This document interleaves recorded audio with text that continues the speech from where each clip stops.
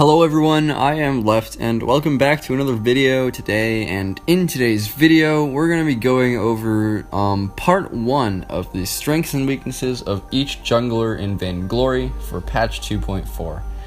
So this is a continuation of what I did with the captain strengths and weaknesses video, how to draft captains, when to pick them, when not to pick them, things like that. There are more junglers than there are captains, and there are some carries that actually fit into the jungler role, so I am actually going to be splitting this jungler part into 2 videos. So in today's video, we're actually just going to be covering the first 6 junglers in alphabetical order, and then in the next video, we're going to be covering the last 5 junglers in alphabetical order, and then any carries that I think fit better as junglers. So, without further ado, let's get into the list of junglers. So first, we're going to be talking about Alpha. Alpha has been a destructive force in the meta for over the past month or so, and brought back into the limelight simply because of a bug on her core charge that allowed her to use it more times than she should have been able to use it. Typically, she's built on the crystal path, and she's a killing machine who doesn't give 2 shits about your kiting potential. With not 1, but 2 gap closers on very short cooldowns, Alpha is a fantastic pick into Vox, Ringo, Gwen, and most mages, including Samuel. You might think, well, wow, Alpha is probably a terrible pick into Samuel because he can just Drifting Dark and, like, I don't know, zone Alpha out with Drifting Dark, but Alpha has this cool little thing called Prime Directive, and that allows him to, turn his little safe space of Drifting Dark into his own personal hell, forcing him out of his carefully planned paths. As you know, when you're playing Samuel, or if you don't have Samuel unlocked, when you're playing Samuel and you want to cast Drifting Dark, you do it goes in a straight line. So when you cast Drifting Dark, you are setting a straight line for yourself that you're going to be walking in until Drifting Dark is off. Alpha can screw all of that up, forcing him out of his path, and thus reducing his value. Alpha also matches up well with any ranged hero in the lane, or the jungle. Few mages and snipers will actually be able to take Alpha down in a straight 1v1, but junglers and captains are a different story. Although she matches well against heroes like Taka, Glaive, Grump Ja, Jewel, Ozo, and Cruel, some of the more meta picks can cause big problems for her if they're picked by the enemy. Although not meta, a decent counter to Alpha actually is Rhyme, as long as the enemy laner doesn't get to him. Rhyme is not a very meta pick, but as long as the enemy ranged hero can't blow Alpha up can't blow Rhyme up from long range, Rhyme can actually do quite a bit of damage to Alpha and take her out. But as far as meta heroes go, Koshka is actually a big threat for Alpha because it can stymie her early game and just not let her get up to I don't know, that unkillableness that you get when you get 2-3 items on Alpha. Petal also counters Alpha fantastically well. She has Trampoline and her self-heal to keep Alpha at bay. As for captains, you'll want to watch out for Lance. If they have not picked a direct counter to you yet in Koshka or Petal, a great Lance can still shut you down hard. However, Lance is a very tough hero to play to his fullest, and if you really think you're going to be shut down completely by a single Lance as Alpha, think again. You'll need to be at least Vainglorious Silver, or a pro player to completely shut down an Alpha with only a Lance. Next, let's talk about Glaive. Glaive is still as meta as ever, just in a different way than he used to be. Like Reaper from Overwatch, I think Glaive has been tweaked the least out of every hero in Vainglory since the game's release. In his current form, Glaive is played as a utility jungler, building Stormcrown, Aftershock, and defense. This build is very, very, very annoying to play against, and I really despise it, but that doesn't mean it's bad. A strong weapon carry will need to be sitting in your lane, and your afterburns should be used to either defend that carry or knock vulnerable enemies towards them.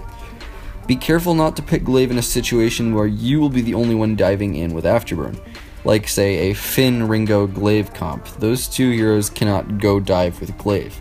I say this because in a situation where only you dive to punt an enemy back, if the enemy blocks your punt, you're stuck in a 1v3 with no reciprocal damage or support from your team.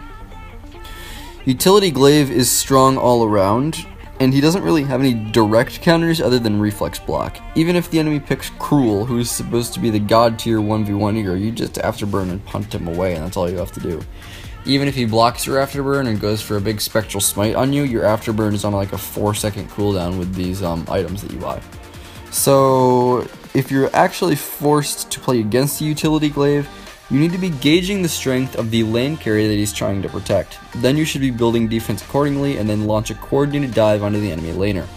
Ignore utility Glaive in all fights unless you're reflex blocking him or he is low, because if you're playing Glaive as a primary carry right now, you're either an EU team or you're doing it wrong.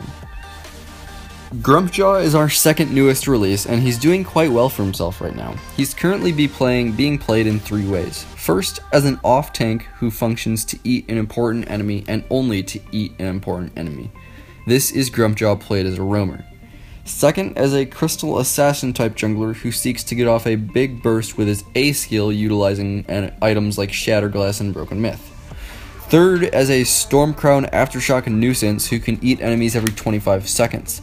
If you want to have a high win rate with Grump Ja and play him in ranked matches, I recommend the third path. He's seeing a lot of play in the Vainglory 8 and he's strong all around against most heroes.